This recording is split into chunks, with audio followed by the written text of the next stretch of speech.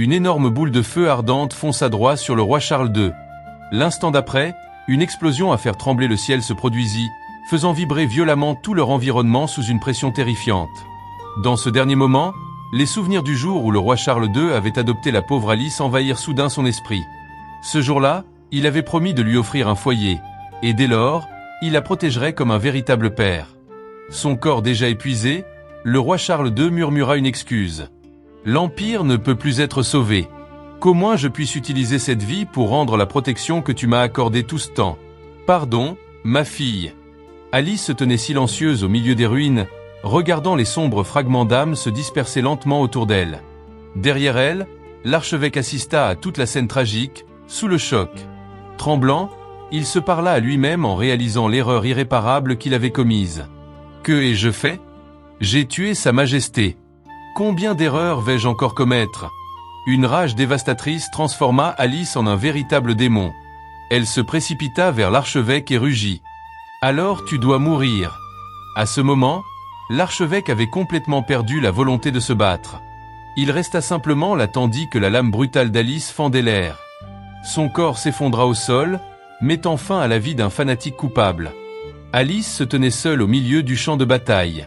Des ténèbres s'étendaient depuis son corps comme si elle voulait dévorer tout ce qui l'entourait. Albido s'approcha et posa doucement une main sur son épaule. « Alice, tout va bien. Nous serons toujours à tes côtés. » Mais Alice sembla totalement indifférente aux paroles d'Albido. Elle se dirigea droit vers Gu Kuang et donna froidement un ordre. « Rassemble tous les gobelins de niveau héros. Il est temps de lancer l'attaque sur la capitale. » Les actions d'Alice laissèrent Albo profondément perplexe. Après un moment de réflexion, Albido ordonna au loup à trois têtes, Cerbère, de suivre Alice. À ce stade, le champ de bataille était déjà devenu un massacre à sens unique. Albo ordonna à Cerbère d'obéir à tous les ordres d'Alice et de rapporter immédiatement la situation. De l'autre côté du champ de bataille, les chevaliers de l'Empire continuaient de se battre tout en suppliant désespérément la Sainte Mère de se retirer immédiatement. Le roi est tombé. Même si nous pouvons continuer à retenir les monstres, la situation est complètement désespérée. Si vous restez ici plus longtemps, votre vie sera en grand danger. À cet instant précis, le ciel fut soudain déchiré par un rayon de lumière dorée et éclatante qui descendit d'en haut. L'ange Gabriel, dont le corps n'était plus intact, s'écrasa lourdement sur le champ de bataille. L'impact brisa le sol, formant un cratère massif. Depuis ce cratère, le pape Douglas tenta de se relever. L'ange Gabriel tourna son regard froid vers son adversaire. « Traître, pourquoi t'opposes-tu toujours à nous ? En quoi cela te regarde-t-il » À ce moment, Véronica apparut dans le ciel. À ses côtés se tenait l'ange déchu, Lucifer. Lucifer souriait avec une provocation évidente. « Pour être honnête, je n'avais pas l'intention de m'impliquer dans cette affaire. Mais quand j'ai appris que tu en faisais partie, je ne pouvais pas laisser passer une occasion de vengeance aussi parfaite. » Elle poursuivit d'une voix froide. « C'est toi qui m'as piégé. Je jure que je retournerai au tribunal divin et que je te ferai genou à mes pieds pour implorer mon pardon. » Gabriel, profondément insulté, ne put que rugir de colère. « Toi, misérable !» Sachant qu'elle n'avait plus aucune chance de victoire, Gabriel se tourna vers les chevaliers désespérés. Elle déclara « Eden n'oubliera jamais ce qui s'est passé aujourd'hui. Je jure que je vous vengerai. Le grand tombeau et ses gobelins paieront pour cela. » Immédiatement après, l'ange Gabriel disparut complètement, laissant le pape Douglas, qui avait déjà perdu toute capacité de combat, s'effondrer au sol. La Sainte Mère tomba à genoux près du pape mourant. Des larmes coulèrent sur son visage lorsqu'elle comprit qu'il allait rendre son dernier souffle. Utilisant le dernier reste de sa force vitale, Douglas dit d'une voix faible « Va au royaume de l'épée et dans les royaumes voisins. L'Église y a encore assez de force pour te protéger. » Après ces mots, il expira à son tour. Au loin, Véronica observait la scène, le visage totalement impassible, comme si tout avait déjà fait partie de son plan. Cette victoire rendit Véronique arrogante. Elle railla froidement. Ainsi donc, c'était la dernière carte de Douglas. Quelle déception! Ceux qui se font appeler anges se sont enfuis dès qu'ils ont vu leur vieil ennemi. Aux yeux de Véronica désormais, personne ne pouvait la vaincre. Aussi puissant que Douglas ait pu être par le passé, il n'était plus rien de plus qu'un tas de cendres inutiles. Albo sourit avec une profonde admiration. Dame Véronica, quel que soit l'adversaire, sa force ne peut jamais égaler votre sagesse. À ce moment, Albido demanda « Comment devons-nous traiter ces vils gobelins et cette Lintiang ?» Véronica répondit froidement « Ils ont déjà perdu leur valeur. Fais ce que tu veux d'eux. Si tu le souhaites, extermine-les tous pour assouvir ta colère. » Albido rougit et pensa en elle-même « Madame est vraiment bonne avec moi. » Elle attendait avec impatience le jour où elle pourrait tordre elle-même le cou de l'odieuse Lintiang et le suspendre à l'intérieur du saint temple des ténèbres. Sans plus prêter attention à Albido, Véronica s'approcha de la Sainte Mère. Véronica proposa « Rejoins le grand tombeau ». Mais la Sainte Mère refusa immédiatement. Elle maudit avec colère. « Vous ne savez que tuer et assouvir vos pulsions, vous autres monstres. Je préfère mourir plutôt que de me rendre. » Véronica demanda froidement « Tu ne souhaites vraiment pas vivre ?» La Sainte Mère ricana froidement. « Si je craignais la mort, je ne serais pas ici. Si tu veux me tuer, fais-le maintenant. » Véronica soupira, pleine de regrets. « Quel dommage! L'Église t'a lavé le cerveau à un point tel que tu ne sais plus chérir cette belle vie. Tu m'as grandement déçu. Dans ce cas, ne m'en veux pas d'être cruel. » En parlant ainsi, Véronica commença à déployer la technique interdite d'invocation hérétique. À ce moment précis, un Graal sacré d'une éclatante lumière dorée apparut soudain dans les airs, irradiant une pression terrifiante. Une énorme vague de lumière sacrée jaillit du calice, puis transperça le corps de Véronica. Véronica cria de douleur et tourna son regard vers la source de la lumière, sous le choc. Elle sentit une présence absolument incroyable. De la lumière émergea le pape cadavérique, tenant dans sa main le Graal sacré sans fin, un artefact sacré permettant même aux morts d'utiliser une magie de classe mondiale. Véronica demanda, horrifiée, « Comment as-tu pu échapper au royaume des ombres ?»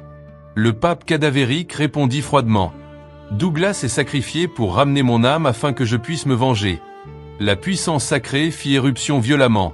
Le pape cadavérique rugit, « Aujourd'hui, j'enverrai toute votre légion démoniaque en enfer. » Pendant ce temps, Véronica fut forcée d'invoquer l'entité ancienne, Allworm, pour résister. Un combat entre deux entités suprêmes avait officiellement commencé. La puissance destructrice émanant du Graal s'abattit telle la colère d'un dieu, balayant tout sur son passage. Sur tout le champ de bataille résonnaient les cris misérables des monstres incinérés par les flammes sacrées. Personne ne pouvait résister à une telle puissance terrifiante. Même Albido fut terrassée. Elle hurla de désespoir. « Dame Véronica, sauvez-moi !» Le pape cadavérique versa frénétiquement toute la force qui lui restait dans son attaque. « Avant de disparaître, je réduirai chacun de vous, démons, en poussière. » Véronica s'effondra sur ses genoux. À cet instant, elle réalisa amèrement l'erreur qu'elle avait commise en entraînant Douglas dans un combat singulier au sein du royaume des ombres. C'est cet acte même qui avait offert à Douglas l'occasion de contre-attaquer. Si cela continuait, son corps ne tiendrait plus longtemps. Debout au bord de la défaite, les yeux de Véronica s'embrasèrent soudain d'un éclat cramoisi de haine. Véronica rugit. « Tu m'y forces !» Immédiatement après, Véronica déploya la technique suprême interdite, l'invocation hérétique, Urom, le souverain antique. Une entité colossale nommée Urom fut invoquée depuis le vide, obscurcissant le ciel tout entier. L'apparition de Urom fit s'effondrer complètement l'assaut mené par le pape cadavérique. Le pape cadavérique n'avait plus la force de combattre. Il tomba à genoux, les deux mains appuyées contre le sol. À cet instant, les flammes radieuses qui enveloppaient l'armée de monstres disparurent également. Malheureusement, chacun de ces monstres avait déjà été réduit à l'état de squelette dénudé. Juste avant de disparaître complètement, le pape cadavérique poussa un rugissement furieux. « Vous êtes des monstres déments. Tôt ou tard, ce monde sera détruit par vos propres mains. » Le pape cadavérique implora alors Dieu, suppliant que le salut descende et sauve toute l'humanité. La poussière et la fumée s'élevaient dans l'air tandis que les prières désespérées des mourants résonnaient à travers le champ de bataille dévasté. Véronica réfléchit en silence que c'étaient les propres erreurs du pape qui avaient attiré l'attention des dieux anciens hérétiques sur ce monde. Une fissure dans l'espace se referma lentement, marquant la fin de cette invocation terrifiante. Véronica sentit ses forces complètement épuisées après avoir réalisé le rituel d'invocation. S'appuyant faiblement sur son bâton, elle ordonna à Albido de l'éloigner du champ de bataille. Albido s'empressa de soutenir Véronica. « Ne vous inquiétez pas, madame. Nous avons gagné. Je vous ramène immédiatement au château démoniaque. Vous, moi et Alice, nous vivrons heureux ensemble. » Véronica contempla le champ de bataille en ruine. Après des décennies d'endurance, quelle que soit la puissance de l'Église, elle finit toujours par succomber face au monstre. À cet instant précis, une voix moqueuse retentit. « Reine des ossements, Véronica, félicitations pour votre magnifique victoire. » Ah ! La voix soudaine fit sursauter Véronica et Albido. Elles se tournèrent simultanément vers sa source. Lin Tiang apparut, accompagné d'une vaste armée de gobelins. Bien que momentanément surprise, Véronica retrouva rapidement son calme. « Lin Tiang, tes blessures sont donc guéries. Et d'où viennent tous ces gobelins ?» Lin Tiang répondit calmement que ses blessures n'avaient été que mineures et que cette armée de gobelins était entièrement composée de ses fidèles subordonnés. En entendant cela, Véronica perdit à nouveau son sang-froid. Elle ne parvenait pas à comprendre comment Lin Tiang avait réussi à rassembler autant de chefs gobelins. Albido le dévisagea avec une haine pure.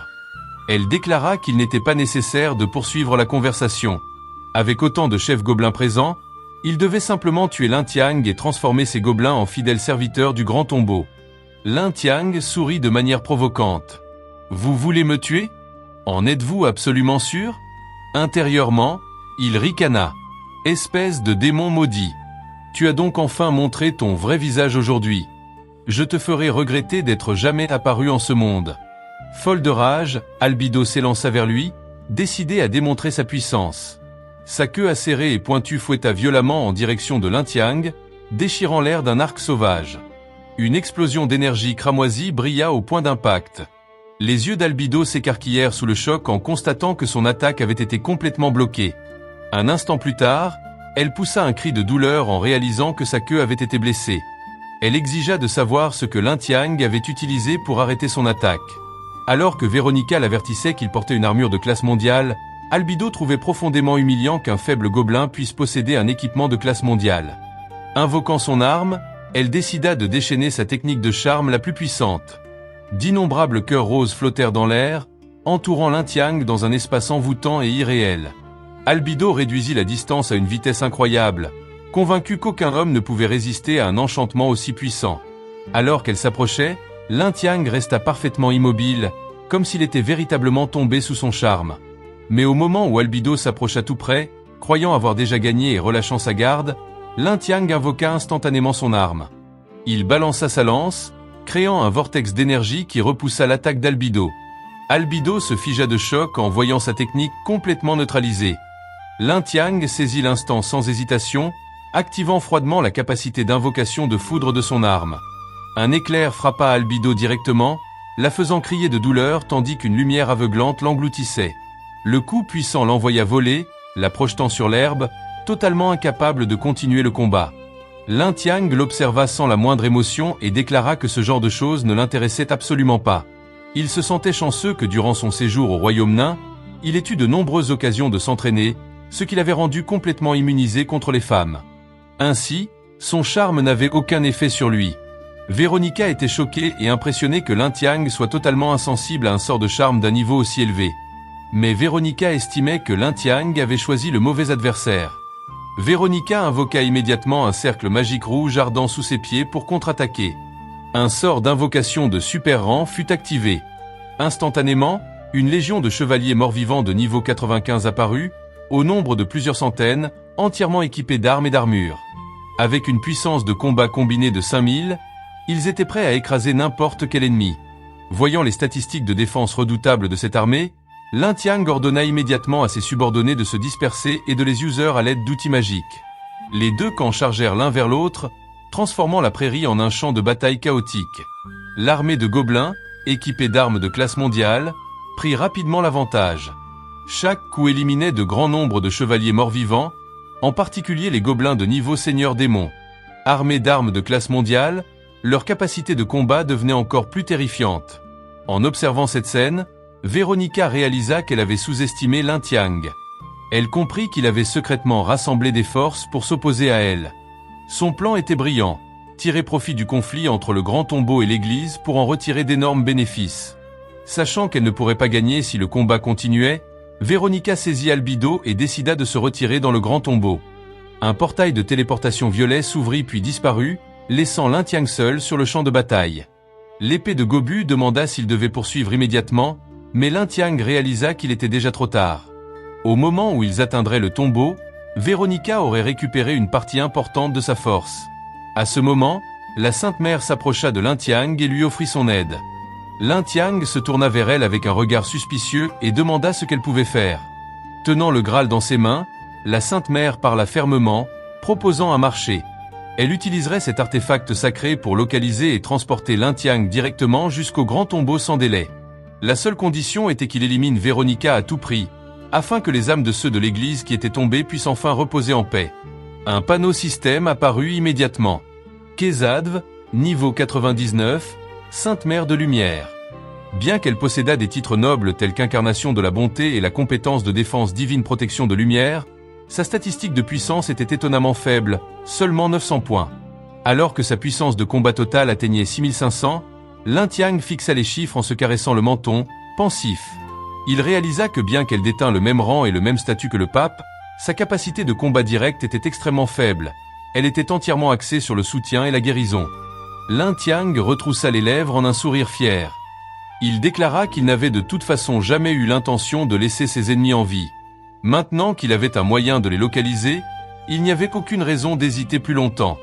La Sainte Mère avertit sévèrement que le mana restant dans le Graal n'était suffisant que pour une seule téléportation. S'ils échouaient, il n'y aurait aucun moyen de revenir. Lin Tiang ne montra aucune inquiétude. Il l'exhorta à activer immédiatement la magie et à transporter tout le monde vers le grand tombeau sans délai.